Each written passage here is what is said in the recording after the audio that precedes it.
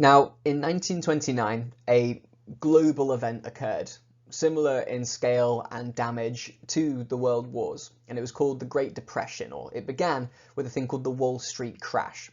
Essentially, as I mentioned before, the USA was the most powerful country in the world, and the reason why was because it was the financial center of the world.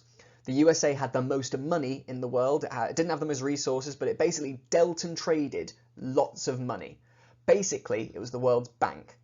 Most countries in the world were taking loans from the USA and paying money to the USA in turn, and it made the USA very, like, the focal point of all of the money in the world.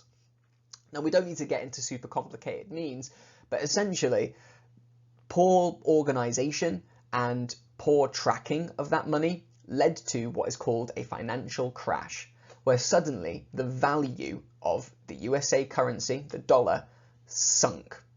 Essentially, it meant that what your $1 that used to be able to buy you some bread or some crisps or whatever, that dollar was now worth less, and it would require more of those dollars to buy the same thing. So rather than a loaf of bread costing $1, a loaf of bread would now cost $100 or $1,000. Now, this financial crash didn't just affect America. It could have just affected America, but unfortunately, America was loaning out its dollars around the world.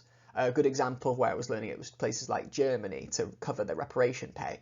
And the thing is, most countries around the world felt the hit from this, should we say, loss of value. All the money that they were using to repair their countries suddenly was worthless, and they couldn't repair their countries anymore.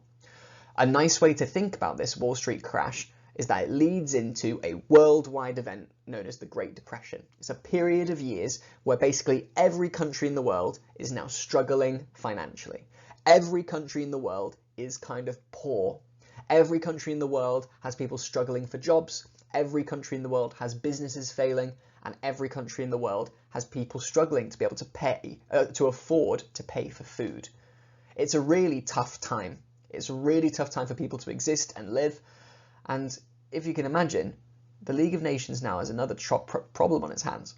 See, all of those countries that are supposed to work together in the League of Nations, they're supposed to be friends, take part, lend each other items. Well, when you're poor, you need to keep close, look after yourself, right? If I'm spending money or lending armies or giving stuff or spending time with the League of Nations, why should I do that when I can look after myself and get myself through this time of financial hardship? It meant the League of Nations had less importance in the eyes of the countries and its members. The League of Nations now looked less influential because the rest of the world wasn't as concerned with world peace. They were concerned with being able to put food on the plate at the dinner time.